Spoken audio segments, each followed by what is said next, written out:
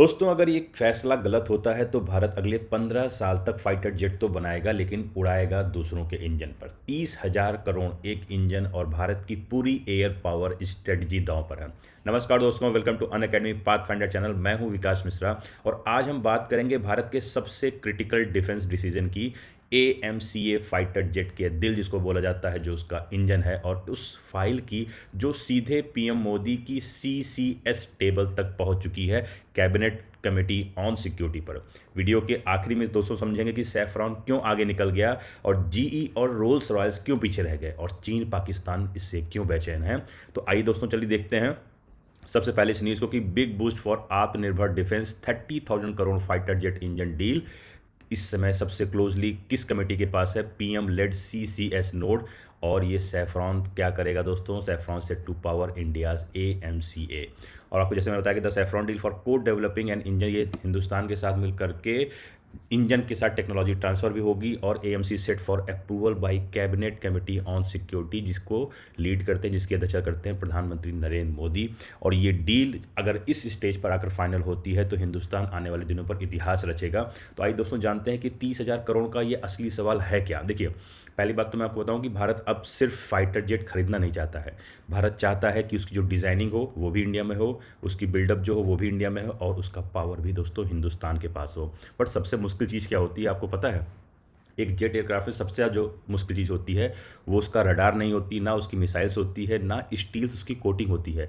सबसे ज़्यादा उसकी इम्पॉर्टेंट और मुश्किल चीज़ होती है फाइटर जेट का इंजन। और वो ये इंजन है जो अब फाइनली हिंदुस्तान में फ्रांस की मदद से, उसकी जो सैफरॉन कंपनी है उसके साथ बनेगा। इसलिए DRDO और फ्रांस की सैफरॉन मिल करके AMCA के लिए बनाएंगे 110 से 130 kilo north thrust class indigenous fighter jet engine for AMCA।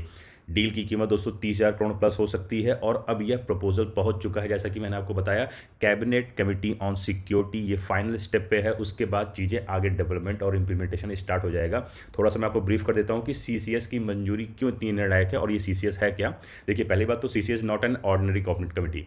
इसमें कौन है? इसको जो लीड करते हैं, जिसकी अध्यक्षता करते हैं प्रधानमंत्री मोदी करते हैं। फिर defence minister, home minister, finance minister and external affairs minister तो होते ही हैं। साथ में हमारे अजीत डोभाल जो हेड कर रहे हैं नेशनल सिक्योरिटी एडवाइजर को, वो होते हैं। तो इतने इंपॉर्टेंट लोगों के साथ जब एक मीटिंग होती है तो बट ऑब्वियस सी बात है वो ऑर्डिनरी कमेटी हो ही नहीं सकती है। और इसके अप्रूवल का मतलब होता है कि फंडिंग को अब अनलॉक किया जाएगा, टेक्नोलॉजी ट्रांसफर स्टार्ट हो जाएगी और saffron DRDO joint lab activate हो जाएंगे दोस्तों। यानी इंजन अब, जो मैं बार बार कहता हूं कि इंजन अब पावर पॉइंट में नहीं, अब रनवे पर काम करेगा। तो आगे देखते हैं दोस्तों किस तरीके से अन अकेडमी UPSC ऑफलाइन की तैयारी कराने के लिए आपको प्रोवाइड करा रहा है मंथली कॉन्फ्रेंस की magazine, weekly news analysis, NCERT के नोट्स, प्रीवियस ईयर के क्वेश्चंस, करंट अफेयर्स के PDF और साथ में फ्री में प्रीलिम्स मॉक टेस्ट। ये सारी चीज़ें दोस्तों आपको एक ही प्लेटफॉर्म पर अन अकेडमी के UPSC ऑफलाइन सेंटर पर प्रोवाइड होगी। और अगर आप हमारे इस दिए गए नंबर पर कॉल करते हैं तो जो हमारे जो डेडिकेटेड काउंसलर्स हैं वो आपको UPSC की तैयारी को किस तरीके से आसान बनाया जाए उसमें आपकी हेल्प करेंगे। तो चलिए दोस्तों, सबसे आते हैं टॉपिक पर, देखते हैं कि सैफरॉन को ही क्यों लिया गया और GE और रोल्स रॉयस को क्यों नहीं लिया गया। Why Safran, why not GE और रोल्स रॉयस। आइए आपको पहले मैं बताता हूँ कि जो 3 ग्लोबल जाइंट्स कंपनियां हैं जिनके बारे में आपको पता भी होगा कि GE जो है US की है, रोल्स रॉयस जो है UK की है और सैफरॉन जो है फ्रांस की है। और इसको अभी फाइनल किया गया है। तो क्यों किया गया? देखिए, पहली बात तो आपको पता होगा कि GE के साथ जो जनरल इलेक्ट्रॉनिक्स है उसके साथ हमारा जो एक्सपीरियंस है वो बहुत अच्छा नहीं रहा है। आपको पता होगा तेजस में जो भी इंजन लग रहे हैं वो GE के इंजन लग रहे हैं, लेकिन इसके कारण क्या हो रहा है? डिलीवरी डिले हो रही है। आपको पता होगा टाइम पर इंजन नहीं दे पा रही GE, प्रोडक्शन बॉटल नेक पे चल रहा है। अब पूरा जो LCA का मैक 2 प्रोग्राम चल रहा है वो पूरी तरीके से स्लो डाउन हो चुका है। इंडिया ने साफ मैसेज ले लिया है कि सिंगल सप्लायर डिपेंडेंसी को हम अब नहीं करेंगे क्योंकि इस पर स्ट्रेटेजिक रिस्क होता है।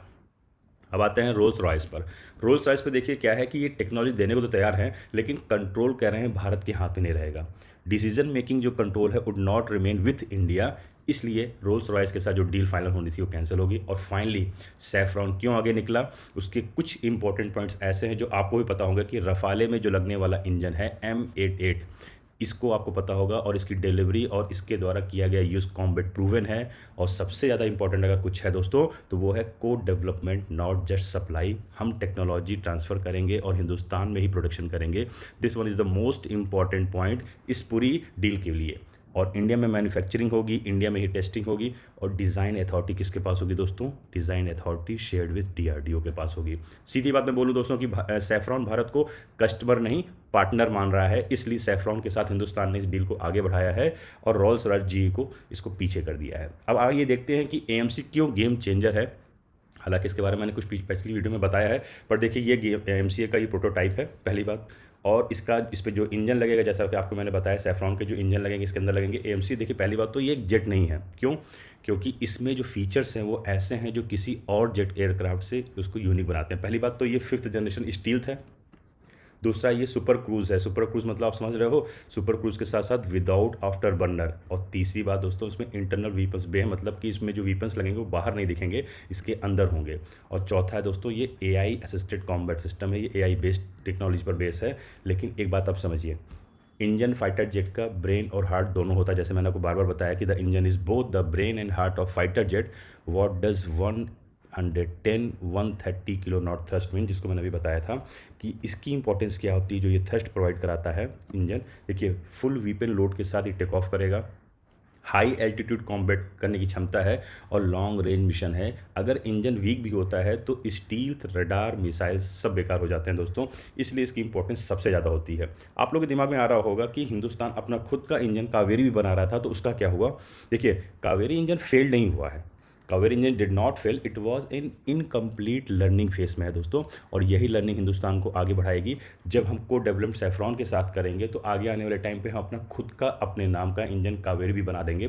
बट अभी कुछ प्रॉब्लम्स है, जैसे आपको पता होगा कि उसमें थ्रस्ट का शॉर्टफॉल आ रहा है, पहली बात। दूसरा ये है कि मटेरियल टेक्नोलॉजी पे गैप है। और सबसे बात दोस्तों, तीसरा सबसे इंपॉर्टेंट, कि अभी हमारे पास लिमिटेड टेस्टिंग इकोसिस्टम है, जिसके कारण हम पूरी तरीके से कावेरी को सक्सेसफुली अभी नहीं कर पा रहे हैं, इसलिए ये इनकम्प्लीट फेज़ में है। ये फील्ड फेज़ में नहीं है, इनकम्प्लीट फेज़ में है। और इस बार GTRE लीड रोल हुआ, saffron core metallurgy plus hot section technology हुआ, 3D printed components, FADEC digital control, ये सारी चीज़ें यहाँ पे होंगी। यानी डिज़ाइन इंडिया का होगा और कंट्रोल भी इंडिया का होगा। अब आते हैं सबसे इम्पॉर्टेंट पॉइंट पर कि इसमें चाइना और पाकिस्तान को क्या दिक्कत हो रही है। देखिए चाइना उड़ाता है J-20 और पाकिस्तान उड़ाता है J-10C, और इन दोनों में लगे जो इंजन है दोस्तों वो पूरी तरीके से इंडिजीनियस नहीं है, इसलिए उन पर खतरा रहता है कि कभी भी सैंक्शन लग सकते हैं। और अगर भारत AMC ये इंजन क्रैक कर लेता है तो पूरे साउथ एशिया में कंप्लीट फाइटर इकोसिस्टम सिर्फ भारत के पास होगा। India becomes the only south Asian country with complete fighter ecosystem. This strategic imbalance is exactly what worries दोस्तों चाइना एंड पाकिस्तान को तो वरी करेगा ही करेगा। और आज मैं आपको बताऊंगा उस टाइमलाइन को जिसको आप लोग कमेंट में मेरे से पूछते हो कि आएगा कब, तो वो मैंने पूरा टाइमलाइन यहाँ पे आपके लिए लिख दिया है। देखिए सबसे पहली बात तो मैं आपको बता दूं कि मैंने जैसे बताया स्टार्टिंग में हेडिंग में कि CCS का अप्रूवल किसी भी टाइम पर हो सकता है, इस महीने किसी भी टाइम पर हो सकता है। उसके बाद आता है सेकंड स्टेज की इंजन का डेवलपमेंट बिगिन कब होगा, तो वो दोस्तों 2026 इसी साल में होगा। और फ्लाइंग टेस्ट बेड जो होता है वो कब होगा, अराउंड 2030 होगा, मतलब 2029 में भी हो सकता है, 2030 तक जा सकता है। और सबसे इंपॉर्टेंट पॉइंट दोस्तों ये है कि जो मैं बताने जा रहा हूँ कि AMCA का इंडक्शन कब होगा, तो वो मिड 2030 मतलब कि जून जुलाई तक AMCA फाइटर जेट हिंदुस्तान के पास होगा। और आने वाले टाइम पर यही बताएगा कि हिंदुस्तान चाइना पाकिस्तान और लोगों के लिए किस तरीके से दिक्कत पैदा कर सकता है। ये 30 करोड़ की दोस्तों जो डील है ना, ये फैसला इंडिया की स्ट्रेटेजिक ऑटोनॉमी का है, 40 साल की एयर डोमिनेंस का है, और सबसे ज़्यादा important the real test of Atmanirbhar defence का है। इसलिए सबकी निगाहें किस पर टिकी हुई हैं, सबकी निगाहें PM मोदी की CCS मीटिंग पर टिकी हुई हैं कि अगर हरी झंडी मिली तो इतिहास लिखा जाएगा। और अगर आपको आज समझ आता है कि ये फाइटर जेट से ज़्यादा इंपॉर्टेंट उसका इंजन क्यों होता है, तो लाइक ज़रूर करिएगा और कमेंट में एक शब्द लिखिएगा मेरे कहने पर कि यस अगर आपको लगता है कि भारत सक्सीड करेगा, नो अगर आपको कोई डाउट है। जय हिंद।